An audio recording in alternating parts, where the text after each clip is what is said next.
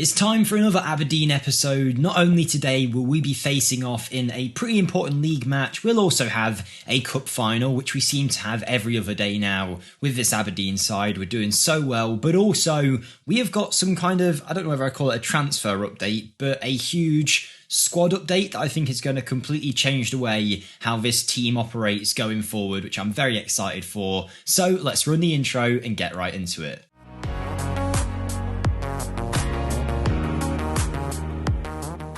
Hi everyone, Jake here, welcome to the video, hope you're all doing well. As mentioned, today we have a cup final where of course we're up against Celtic, so it is going to be a hard game. The league table is really heating up. We're a few months further into the season when you last saw us. There's Champions League updates and yeah, lots of stuff to cover in this episode, as well as that squad update that I mentioned a second ago. But before we start, if you guys could smash the like button for me, I'd massively appreciate it. It's really helping the channel at the minute, and we're closing in on 16,000 subscribers, which is awesome. Feel free to drop a comment down below. I read them all and I have been responding to a lot more of them recently, starting to get on top of it a little bit. So if you want to get involved in the comments, feel free, but let's get back to Aberdeen, shall we? Where first thing to note, and usually I play on my laptop with a different skin on, so I don't actually see these number ratings for our facilities. So sometimes when I come back onto my computer, it's a bit of a surprise for me to see some of the stars here, and it's good to see we actually now have 20 for facilities, 20 junior coaching, and 20 for youth recruitment, which is amazing to see. Looks like the club is on the way up. 22,000 capacity stadium, still in our old stadium. I believe we are currently looking for a new site with a capacity of 30,000 we're apparently looking for, which will be a very big upgrade. Youth facilities need a bit of work, but they're not currently something that we can improve right now. I haven't seen this before either, but apparently the club is valued at 350 million. We're a 3.5-star squad, and remember that for what I'm about to tell you in a second, but things seem to be on the way up here, and if we have a look at our recent performances, it has been very good. Last time you saw us was, I believe, this Copenhagen game. It was our first Champions League match of the season. From there, we've won most of our matches, drew away to Leipzig in a 3-3 battle out there, then 2-0, 3-1. We lose 2-0 to Liverpool, and I started to worry a little bit about the Champions League at this point, but since then, we've been brilliant. We've been a bit iffy in the league every now and then, losing 3-2 here to Celtic, with Furuhashi again scoring 3 goals against us, but then we beat Sociedad 3-1 away from home against our role player Fabrizio Diaz. We then beat Ghent 3-0 in a home tie, and we picked up some more points, and then a massive result in the Champions League. We beat AC Milan, a penalty and a Wilson Odobert goal, getting us a very deserved win, might I add, against AC Milan, and it now leaves us this far up the Champions League table with 2 games to go. We are on 13 points. I'd like to think no matter what happens, even if we lose our other 2 games, we'd qualify for at least the next round, which is the playoff round. But if we can finish in this top 8 with all of these great clubs, we get automatic qualification to the round of 16, which I believe is where we got to last year, where we got knocked out. So we're doing very well in the Champions League, and I'll probably show that in the next episode. Scottish Cup we are still in.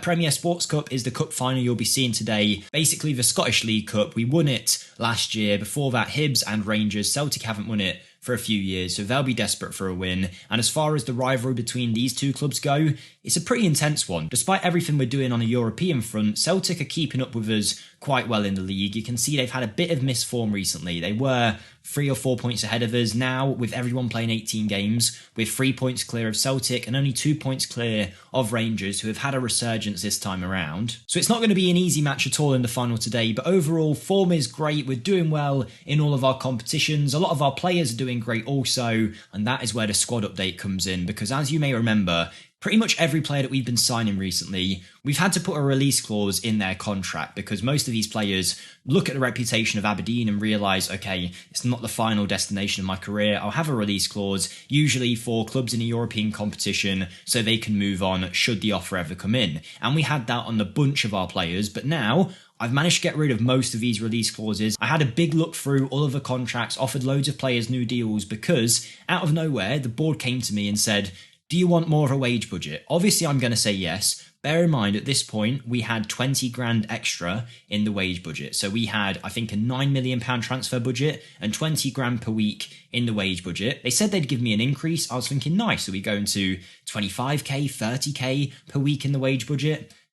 they just threw an extra 100 grand in there. So now we've got an insane wage budget for a Scottish club. When we started this series, we'd have like 2 grand to spend in the wage budget. Now there's 163 grand per week we can spend, and I think it really means we're going to be starting to attract some awesome talent. The reason for that is a bunch of our Champions League wins have netted us lots of cash, and financially we are doing very well with £41 million in the balance. You can see how it's increased recently, nothing in the debts and loans, but overall, because of this financial increase and the club's increase in reputation, we were able to offer loads of players new deals. So we now have no release clause on Oscar Wilhelmsson. If you want to see, there you go, it is gone. We obviously increased their wages by a couple of grand each, but no one got an excessively huge contract. Kasper Kozlowski, we got rid of his release clause. The biggest one though was Arjen Ibrahimovic, who I think we could potentially sell down the line for a really huge fee. He's been great for us this year, as he has been since he joined us. His release clause is gone, and the only players left now with release clauses are Oscar Pereira, who I managed to raise a little bit to 22 million, so that's his release clause. Looks like he might be leaving us soon because there's plenty of interest. I think Porto and Sevilla wanted him recently, came out in like little news media articles in the game, and Dortmund actually declared their interest in him. Every time though it's came up at the bottom to say Oscar Pereira would prefer to stay at Aberdeen should this club make a move. But if they test its release clause, there's not going to be much we can do in that sense. Sergio Gomez also one with a release clause still at 17 million that we'd like to get rid of, as well as Apatre and Veletic. So 4 of our better players do have release clauses, but we'll work on that over time, hopefully get that sorted. But the club is in a much better position now to hold on to some of these guys and also to control the fees we sell people for. Wilhelmsson had a release clause of £12 million and clubs were interested. We then offered him a new deal and his transfer valuation actually is about 20. If he was in good form and someone came in, I'd be able to get £25 million or so from now, as opposed to the 11-12 we would have got from his release clause. So I think everything's going great. The only thing that's a slight issue is our youth intake preview came through. Obviously this isn't always exact and it's sometimes not right, but in terms of our intake that we've got coming in, apparently not a very good one at all. Our best one is goalkeepers at a C rating, a 2-star intake, not a great group of young players, but we'll see how that goes. We might have to recruit actual players, like sign players in to get our youth teams up to scratch, as opposed to having them come through the academy. But today we do have that match against Celtic. We then go on to play Ross County in the league with our rotation squad. They are 4th, they're doing well, but you'd hope we'd get over the line there. Let's pick our team to face off in this cup final. It will be Torkeldsen, it will be Estevez, Veletic and Morrison. No, I think we'll go Beso there. Wilson Esperan, no. Helder Sarr. Sergio Gomez, yes, we'll keep him at the base of a... or maybe not, you know. I'm thinking we might go Sheridan Door and then bring on Arjen Ibrahimovic there, switch those 2 around, and I'll go for that. Sergio Gomez hasn't been exceptional recently. Sheridan Door has been doing the business when we call upon him, so I think I will go for it. We've obviously got Gomez off the bench to use him when needed, but I think this team... I would say they'll hopefully have enough, but our games against Celtic seem to go like either way. It's always very, very close. Let's see who they have got in their first team today. Have they gone all out? It looks like they have, with Furuhashi, McGregor, Andrew Anderson, Danilo. Jed Spence is at left back for them, so maybe that's something that can benefit us. Carter Vickers, Twanzebe, Bowie and Woodman. Bowie, by the way, their right back, valued at an incredible £40 million.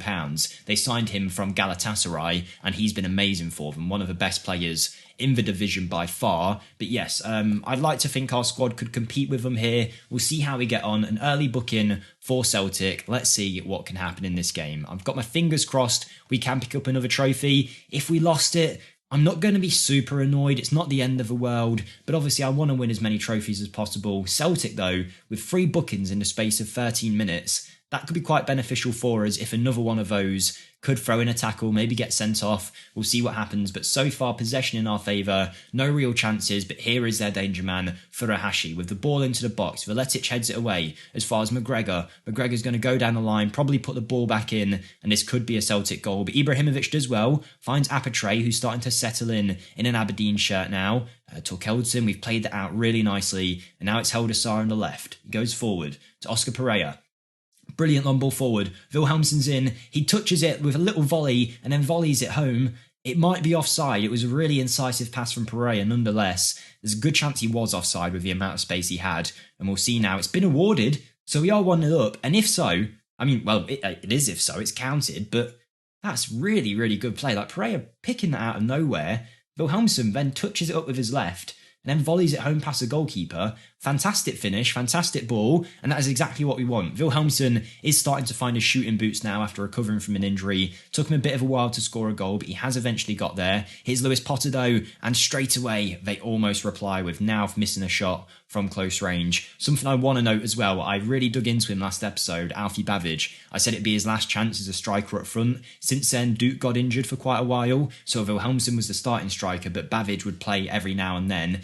And by no means has he been good. He's still been absolutely terrible. He's not here, so I can't show him. But just to give him his credit, he scored 1 goal in a match. He scored about 10 offside goals, never seemed to count. But the youngster who everyone in the comments is saying I should have given a chance to earlier on, and maybe they're right, but Duke and Miofsky were doing so well at the start that we didn't go for it. But yes, Bavidge has finally scored the goal we've been waiting for him to get. After about 4 seasons, he gets his first Aberdeen goal, and it was actually a pretty good finish. But he is now off the score sheet for us, and we very nearly added a second goal to our score sheet here today, with Wilhelmsen again volleying from close range, but it's a good save from the Celtic goalkeeper. It won't stop us from piling on the pressure though, and hopefully going again. We've got a follow-up corner. I doubt it will be anything of note. Our corners don't seem to be very good so far in this save. Maybe we need to adjust the corner tactic a little bit. I mean, it has ended up coming all the way out to Beso, the centre-back, on the edge of the area, and the highlight is over. But so far, so good. We are dominating possession. I say dominating, we're not. We've got it extra by 1% over Celtic.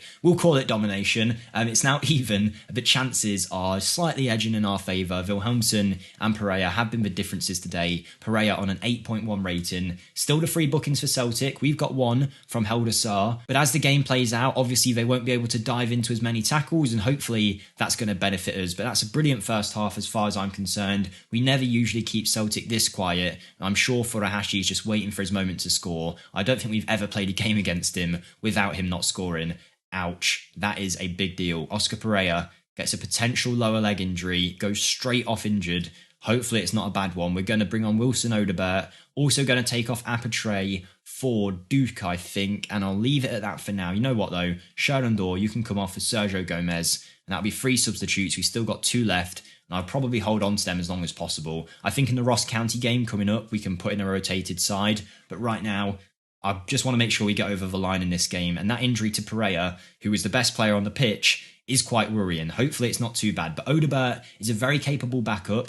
Hopefully we'll still be fine. Gomez on the pitch, a brilliant player. Volomark on for Apatre.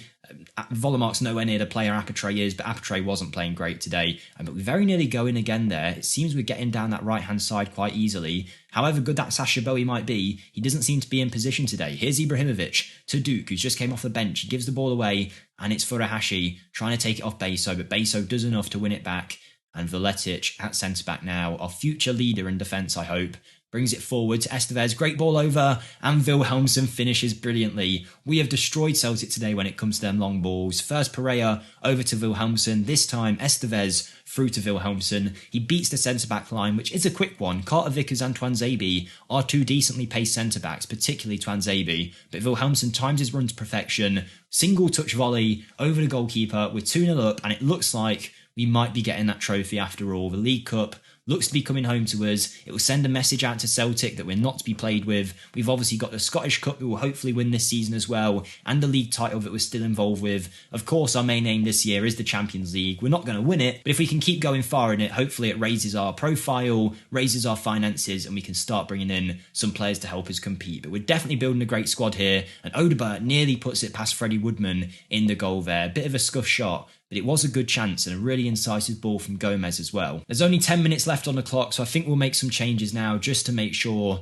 we can get over the line with no extra injuries. Wilhelmsen goes close as he looks for his hat-trick, but the first one will be Veletic coming off for Liam Morrison against his old club. He'll be able to lift a trophy. And finally, I think we will give a rotation to Helder Saar and bring on Wilson Esbrand. He can play the last few minutes also, but with 10 minutes to go, we should be okay here. Only a goal now from Celtic would really start getting me worried. Even if they score really late on, we should be fine. But here is Wilhelmsen. He could put it across the box to one of our players. He's going to try. He finds Duke. The ball's gone missing. Do not know where Duke hit that. Maybe it was deflected, but the ball genuinely disappeared off my screen. I think he hit it that high. God knows what happened there, but it is still going. We've only got 5 minutes left on the clock. We should be pretty comfortable. Even though Celtic have hit an XG of 1, we're nearly at 3 XG. We've been dominant today, and maybe we can add a third here. Really pile on the misery. It's Kozlowski. He's tackled in the box. A good tackle, mind you, and the ball gets cleared away. Maybe Celtic will go forward. Morrison rises tallest to win the ball back, finds Estevez, who's going to go down the right-hand side. Is it going to be a hat-trick for Wilhelmsson? It might very well be. Freddie Woodman clears it away. We're bringing it back up the pitch though. Wilson Asbrand on the left-hand side. Hasn't been great for us this year, but I'll kind of forgive it if he can help us get a third now. And it's Ibrahimovic right into the hands of Freddie Woodman. It looks like it will stay 2-0, but you never know because there's another highlight now. I really hope Celtic don't somehow get back into this because we really deserve the win.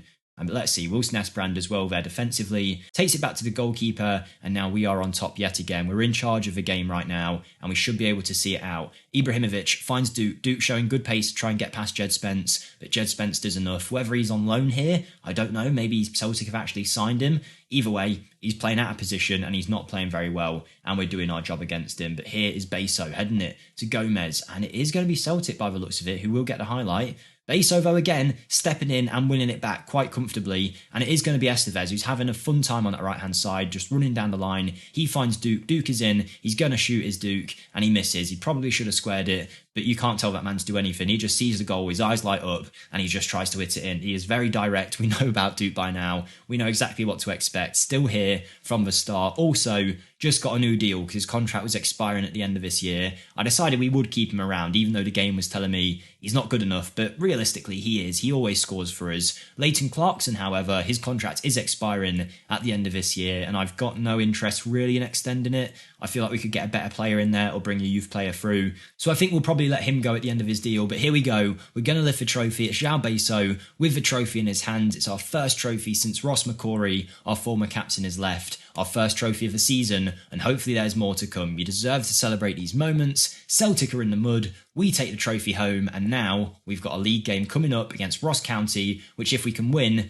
we'll be doing very well. Oscar Pereira's injury, not the worst. He's out for 2 to 3 weeks, so probably until the end of a transfer window-ish. But it's not as bad as it could have been, so we'll definitely take that. And also, we're getting close to the January transfer window. I'll probably bring the series back after that. I mean, I could show the matches against Tottenham and Monaco, but I'm not really sure I see the point because we look so comfortable of qualifying out the Champions League that maybe I'll just bring it back for our next knockout round. But the board are delighted with us, as they should be. I'm still only a favoured personnel behind Andres Caro still, despite everything we've done at the club. Hopefully that will change as time goes on, but that's a good first game from us today. Let's hopefully win that Ross County match. With Oscar Pereira out, the game is suggesting that I bring through this first team candidate from the youth academy, Ewan Kidd. I mean, he's definitely not going to be an inside forward. He's probably not going to be very good, but you know what? We'll give a debut to a player. He'll probably come off the bench against Ross County. We want to keep Wilson Odobert as fresh as possible with all the games coming up, so we do need someone to help him out on that left-hand side, and I guess that kid could do the job. Okay, here's the team we're going to go for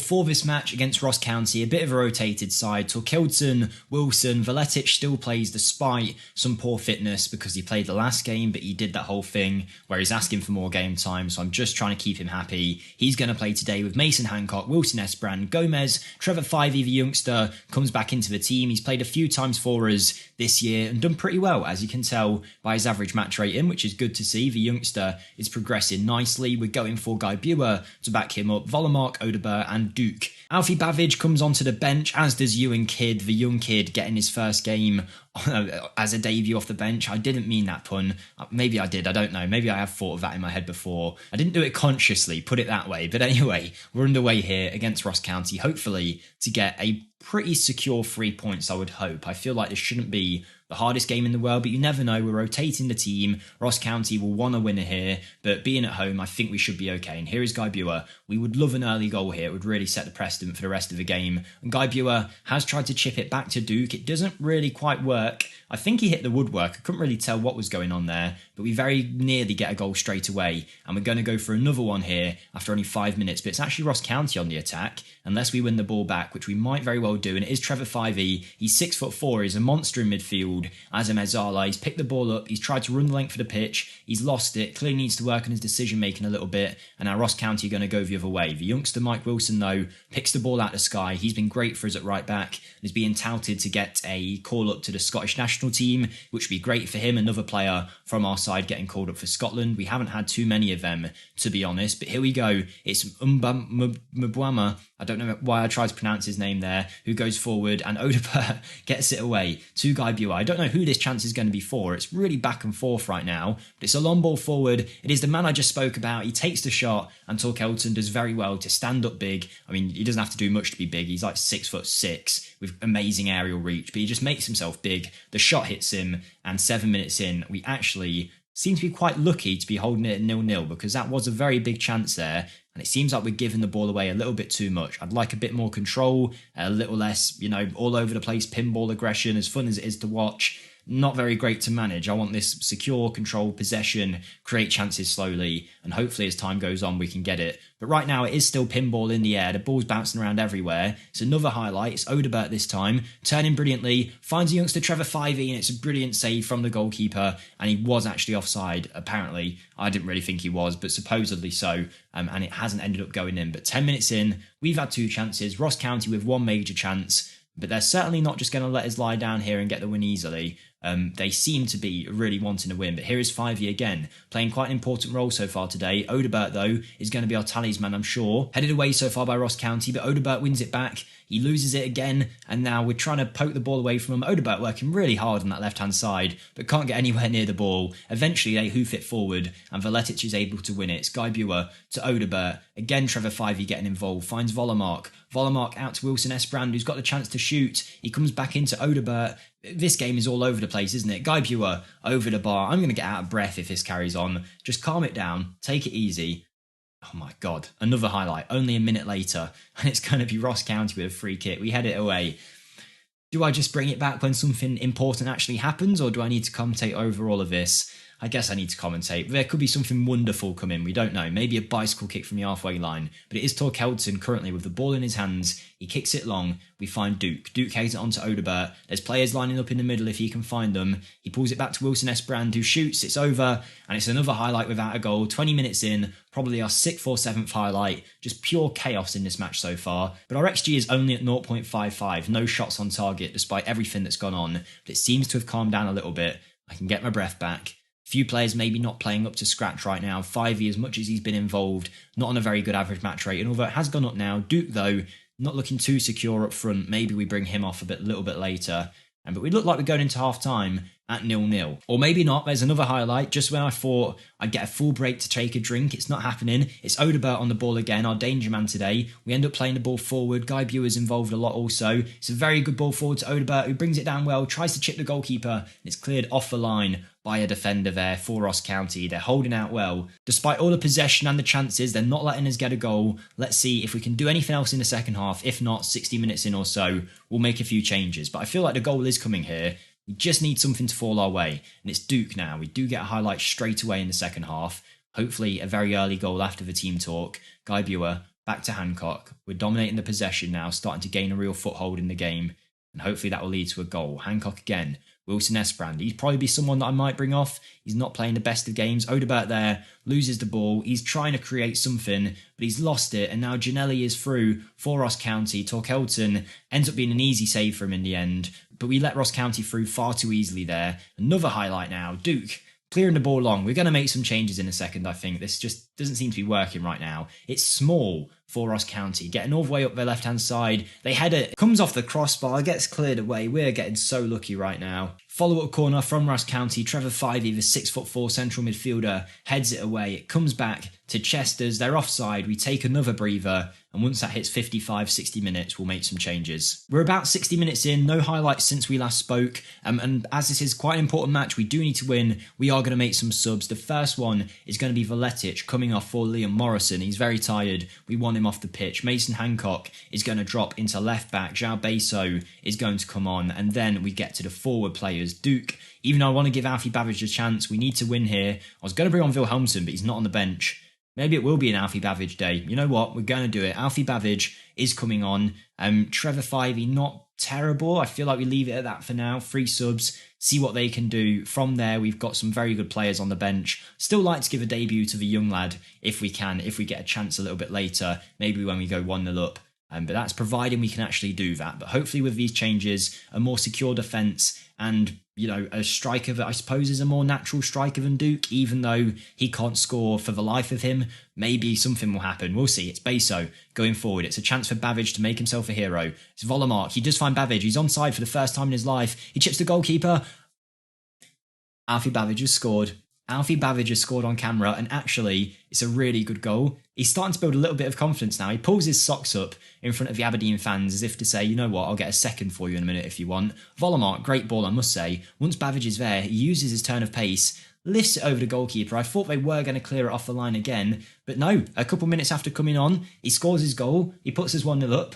Maybe I was wrong about you, Alfie. Maybe you do have a future here. He's a decent finisher. He is quick when it comes to his acceleration, but everything else seems to lack. He's either-footed, he's a decent striker on paper, just never seems to put it in the back of the net, but he's done the job for us there. I think now we'll start to make those other couple of changes. First one is going to be Ewan Kidd coming on, and then we'll take off Trevor Fivey and give Leighton Clarkson some game time. Let the big players on the bench rest and give these players that might not play too often a chance on the pitch. I don't know what we're watching here. I don't know what that highlight was. It was basically just Beso picking the ball up for a throw-in, but you know what? Sure, we'll take it. 2 XG now in this game, only 1 goal scored. Hopefully we can add a second for security. It's Mike Wilson with the ball into the box. It's no header from Ewan Kidd. I thought he might actually get there, but he doesn't. Mason Hancock to Guy Buer. Be great to see him get a goal in his debut. He is in. He heads it.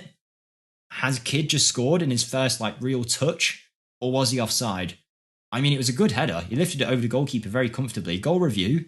Is it going to be 2 academy players scoring in the game? No, a goal disallowed. Unlucky Ewan Kidd. Nearly gets that debut goal. Screw VAR. How close was it? Actually very close, and it was a really good finish. Whether he meant it, I don't know. He just nods it past the goalkeeper. He's got a finishing of 5, so he's never going to be an inside forward, but he does seem to score at youth level quite a lot, so maybe he can do it for us here. But with only a few minutes left on the clock, it looks like it's going to be a 1-0 win. Certainly not a boring game, but just no real highlights, although will Ross County have something to say in the last few minutes here? They might. Chesters is in. Chesters pulls it back into the middle. Oh, it's blocked off the line. Who was that? Was that Mason Hancock?